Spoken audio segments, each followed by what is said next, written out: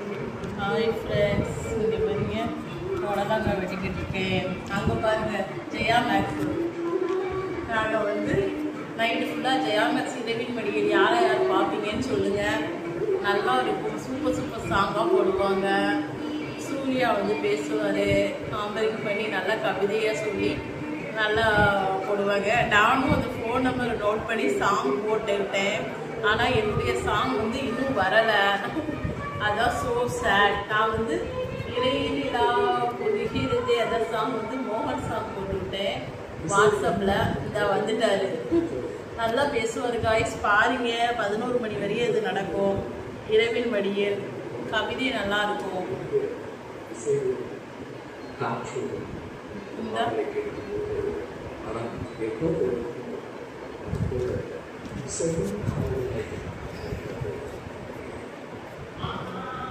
நல்ல நல்ல சாங்காக போடுவாங்க. ஓகே, இன்னும் புடலங்காய் வெட்ட ஆரம்பிச்சாச்சு. நைட் ஆனால் அவங்க இதுதான் ஃபுல்லாக பார்க்குறது. நைட்டு வந்து 11 மணி வரையும் நாங்கள் வந்து அவர் கவிதை சொல்ல நாங்கள் வந்து கேட்டுக்கிடுவோம். ஒவ்வொரு கவிதையாக சொல்லி அவர் வந்து சாங் போடும்போது சூரியன் எஃப்எம்மில் வந்து நைட்டு வந்து கவிதை சொல்லி போடுவாங்கல்ல, அந்த ஞாபகம் வரும். எஃப்எம்மில் கவிதை சொல்லி போடுறது அது நல்லாயிருக்கும். நான் காலேஜ் படிக்கிற டைம்லாம் நாங்கள்லாம் ஃபுல்லாக அந்த ரேடியோவை வச்சு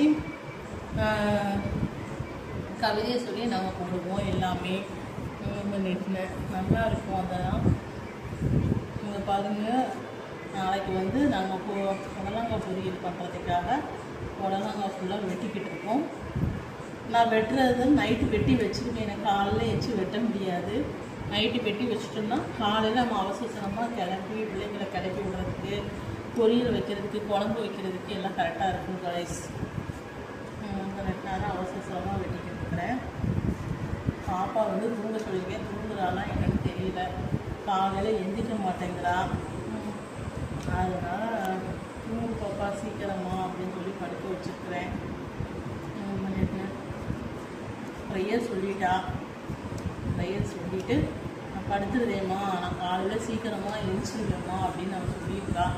என்னன்னு தெரியல, பார்ப்போம் நாளைக்கு எப்படி எழுதிக்கிறான்னு. காலையில் எழுப்பிடவே ரொம்ப கஷ்டமாக இருக்குது. 8:45 வந்து ஸ்கூலில் இருக்கணும். ப்ரேயர் ஸ்டார்ட் பண்ணிடுவாங்க. பாப்பா 8:45 தான் எழுந்திரிக்கா. அதுலேயும் நான் சாப்பாடு கொடுத்து குளிக்க வச்சு ப்ரெஸ் பண்ணி பாத்ரூம்லாம் போக வச்சு அவளை கிளப்பிடுறது ரொம்ப பெரிய கஷ்டமாக இருக்குது. சமையல் வேலையோடு முடிச்சுக்கிட்டேன். பாப்பாவை கிளப்பிடுறது தான் ரொம்ப கஷ்டமாக இருக்குது. ரொம்ப மனவேதனைகள் வேறு கொஞ்சம் அதிகமாக இருக்குது. முந்தனத்தெல்லாம் ரொம்ப முடியலை. நைட்டு படுக்கும்போது அதான் பயமாக இருக்குது. அதான் என் ஜெயடன் பையன்கிட்ட சொல்லிக்கிட்டே இருப்பேன், அம்மாவுக்கு வந்து முடியலடா அப்படின்னு சொல்லிட்டுனேன். இந்த வாரம் வேற போன ஞாயிற்றுக்கிழமை வேற நேற்று தான் நீயா நல்லா டாபிக் போட்டாங்க.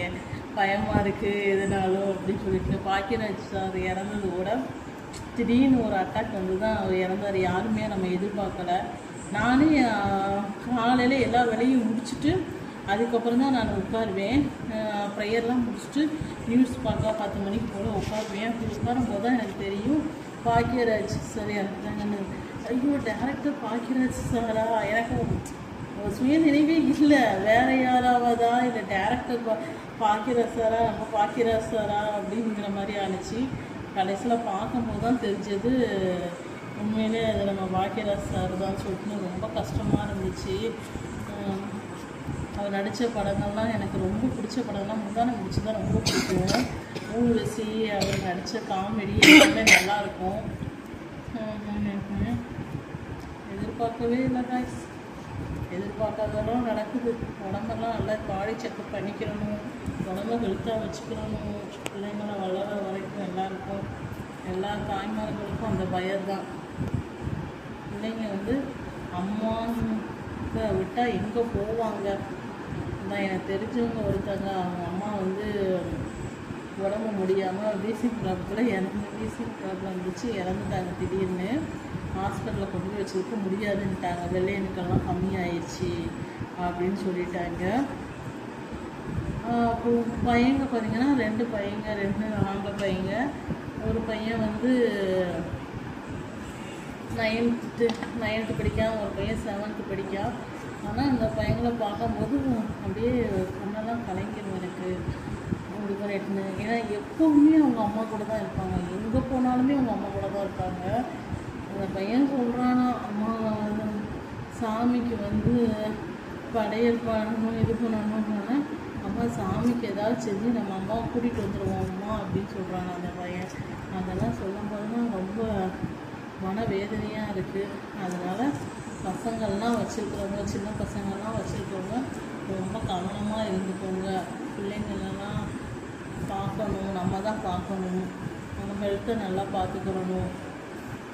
என்ன தான் பார்த்துட்டாலும் கடவுள் என்ன எழுதி வச்சுருக்காரோ அதான் கைஸ் நடக்கும். அதான் எனக்கு சொல்ல விரும்புகிறது. கடற்கடன்னு வெட்டிகிட்டு இருக்கேன். என் பையன் நான் விளாண்டுட்டு இருக்கேம்மா, கொஞ்சம் நேரம் கழிச்சு தூங்குறம்மாட்டான். அவனை தான் கூப்பிட்டு உட்கார வச்சு வீடியோ ஓட்டுறான்னு சொல்லி வச்சுருக்கேன். கஷ்டமாக இருக்குது. ஒருத்தருடைய வாழ்க்கையினாலும் நினைக்கும் போது அவ்வளோ கஷ்டமாக இருக்குது.